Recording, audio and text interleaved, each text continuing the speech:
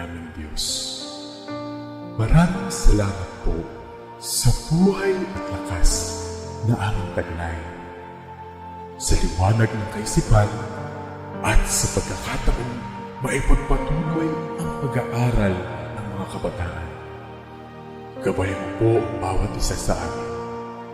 Anuman ang bahagi na aming gagampanan, naway maging maayos at matagumpay ang pagtuturo at pag-aaral na aming gagawin sa araw na ito. Patawarin mo po kami sa aming mga pagkulang at pagkakasala. At sa aming paggawa, ikaw po ang aming makasama. Amen. Good morning, grade 11 Valencianos. Welcome to another session of your reading and writing skills subject.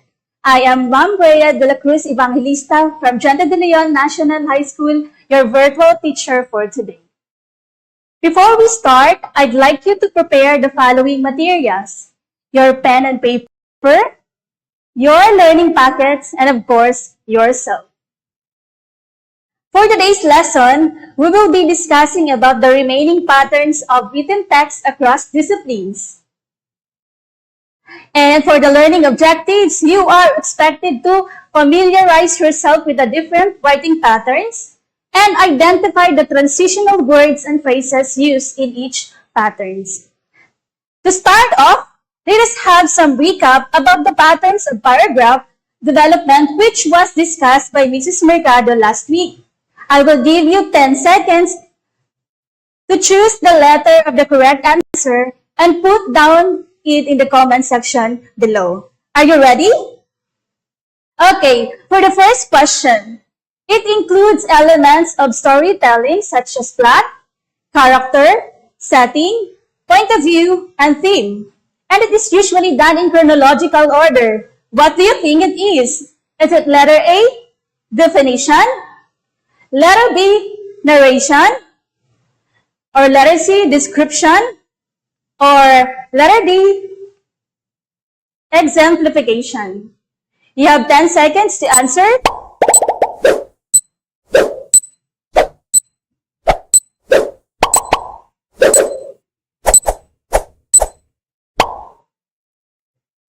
Time's up.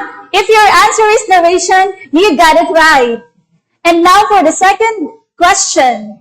Its purpose is to create mental images among the readers. It requires careful attention to details because it involves showing and not telling. What do you think it is? Is it letter A, classification, letter B, narration, letter C, description, or letter D, exemplification? Put down your answers in the comment section below. You have 10 seconds.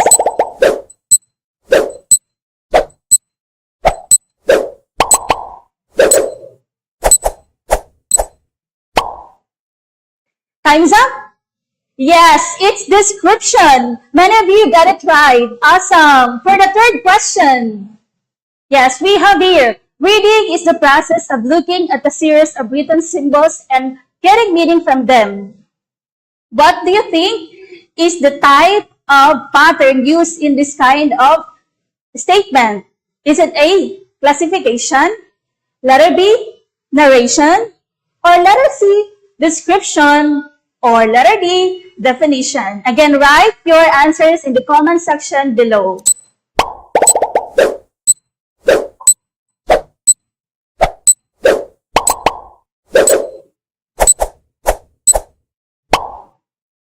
Time's up. If your answer is definition, good job. And for the fourth question, waste materials such as old rags, cotton waste, paper, etc. should be moved from the serving area.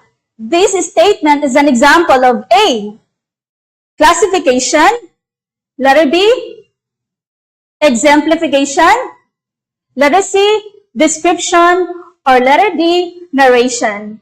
Comment down your answer below.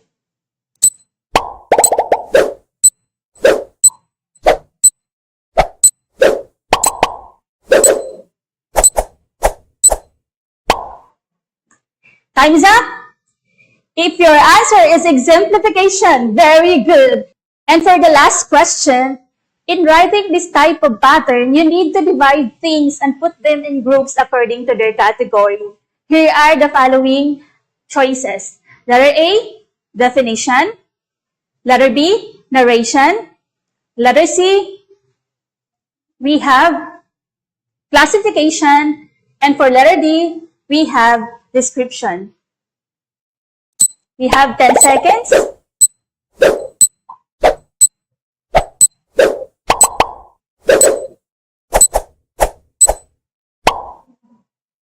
Time's up. Yes, it's classification. Very good, everyone. So, good job. It's good to know that you have an idea that written texts are developed for specific purposes. They narrate, define, describe, exemplify, and classify. So now, let's move on along with the remaining patterns of written text for today. So before we go on, let's define first what is written text and what is a pattern. So when we say written text, it refers to any piece of written language, such as stories, comic strips, text messages, instruction, and factual writings. Aside from that, when we say pattern, it gives us a sense of order. And when you are going to have an understanding and being able to identify recurring patterns, it allows you to make educated guesses, assumption, and hypothesis. Aside from that, patterns aid us in developing important skills of critical thinking and logic. So, it also serves as our guide to outline ideas and present them in an organized and purposeful manner. And lastly, pattern will help you sort out information, shape your writing, and enhance your understanding of written text in various disciplines. So before we move on, let us have this game first. I know you are familiar with Guess the Word. So you have 10 seconds to guess the answer, and you need to put your answers in the comment section below. For the first one, it is used to identify the similarities and differences of things and ideas. What do you think it is? You have 10 seconds.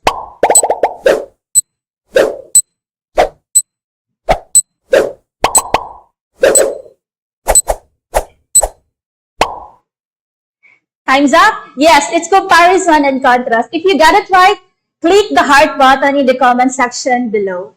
For the next one, it explores why things happen and what happens as a result. What do you think it is?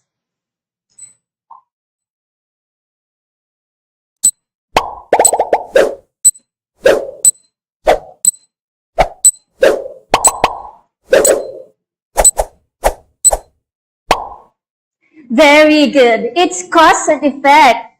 For the third written text, let's identify this one. It is used to inform readers about problems and suggest action that could help or that could be taken. What do you think it is? Write your answer in the comment section below.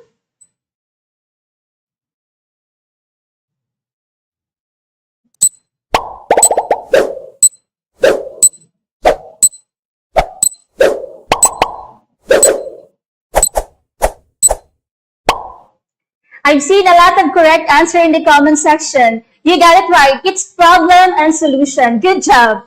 And for the last one, it interacts to convince readers to do or believe in something. What do you think it is? Write your answer in the comment section below.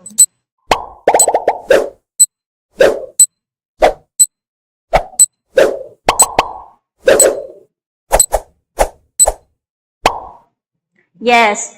For the last pattern, it is what we call persuasion. Great job, everyone. Now let's discuss the first pattern of written text across discipline. The first is compare and contrast. So when we say compare and contrast, it is to see how two objects or things are alike, while contrast is to identify the differences. So we have two types of ways on how are we going to state comparison and contrast in each paragraph. we have the what we call block arrangement. We have the point-by-point arrangement. So let us first define what is block arrangement. So when we say block arrangement, it discusses one subject before discussing another subject. This is used when you want to elaborate more on the similarities of the two subjects. So here are the transitional devices that we can use in writing block arrangement, comparison, and contrast. We have like, similar to, also, and etc. The other one is the what we call point-by-point arrangement. So in this kind of comparison and contrast, it discusses only the similarities first, then more on the differences after. This arrangement emphasizes more on the differences. The transitional devices or phrases that are used in here are differs, unlike, and on the other hand. I have here a given example. You should find out what are the transitional devices being used in this paragraph. So, faith can be compared to swimming. If you struggle, you will sink. If you rest, you will float. When you pray, don't beg or struggle. Simply rest and believe in Him. That is how faith works. Notice in this paragraph how faith is compared to swimming. Does it make the word or the word faith more understandable? Yes, it does. Now, let us find out what are the transitional devices used in the paragraph. You can write your answer in the comment section below.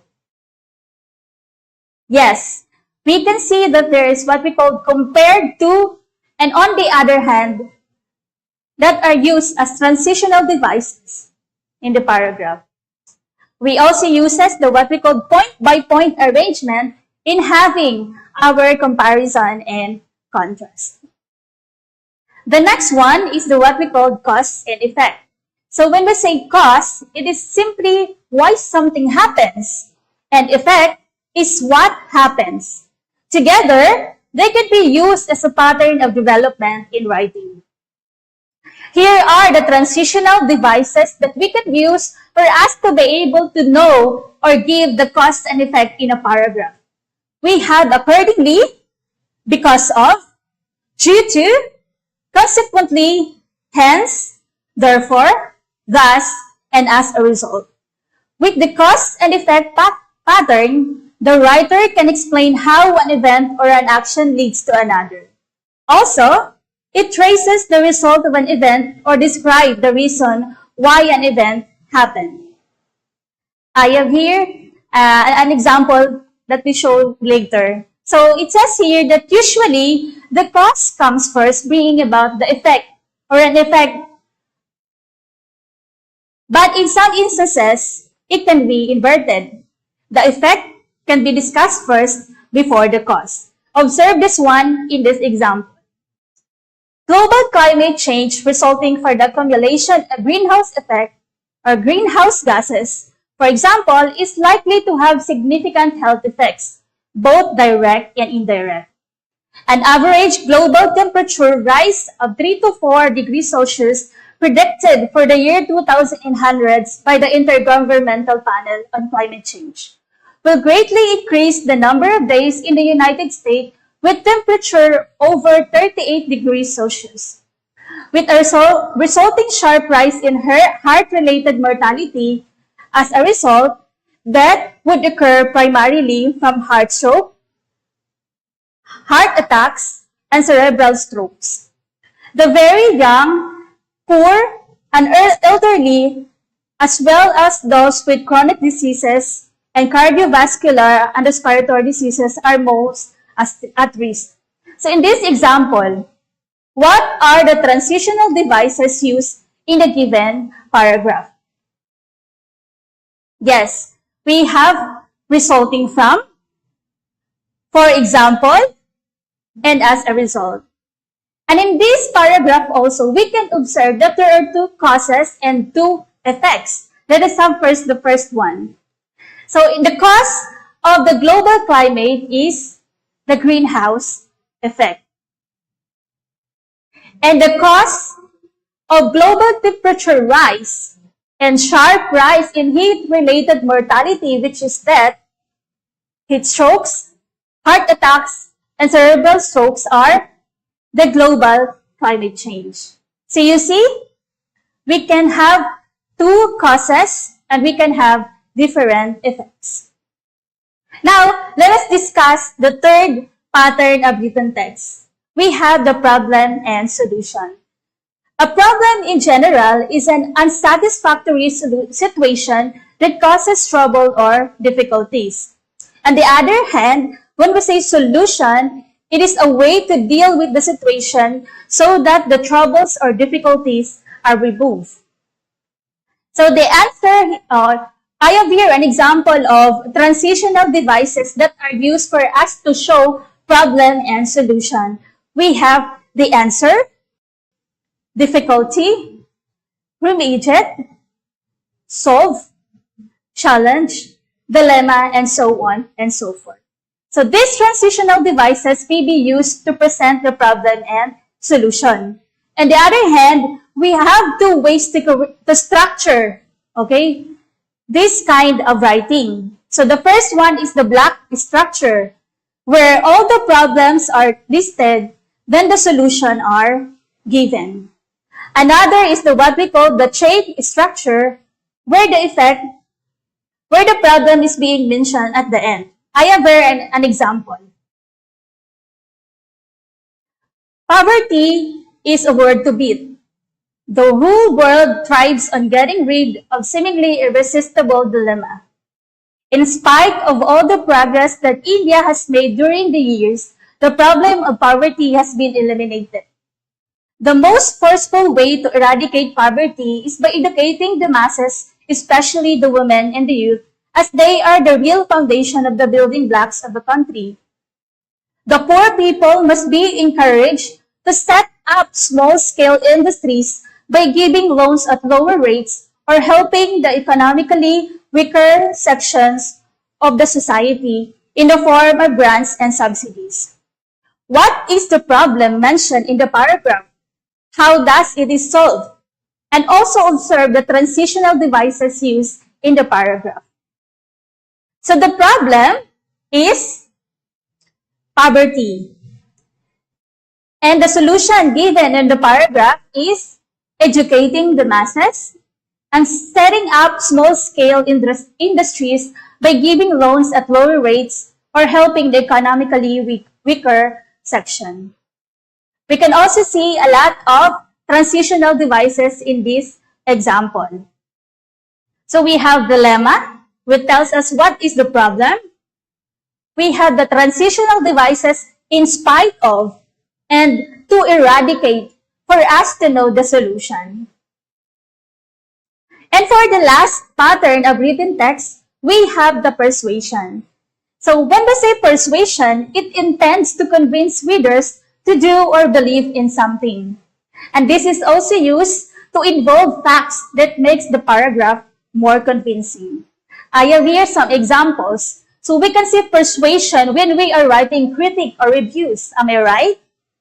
And aside from that, when we are having reaction paper, editorials, proposal, advertisement, and of course, we see those persuasive words in brochures. I have here an example. Let us read all together. Let us all read apathy. First off, it is a poison to the soul, rather. Also, it is not beneficial to relationship. Let us learn to sympathize with others and love genuinely. Life is something to celebrate. Spend every day thinking about how you can help those who are in need, and of course, you are a blessing. What are the transitional devices you observe in the paragraph? Yes, we have the first of and also. How about the emotional appeals that the author used to convince us? You can have your answer or you can write down your answer in the comment section below. Yes, we have it is a poison to the soul.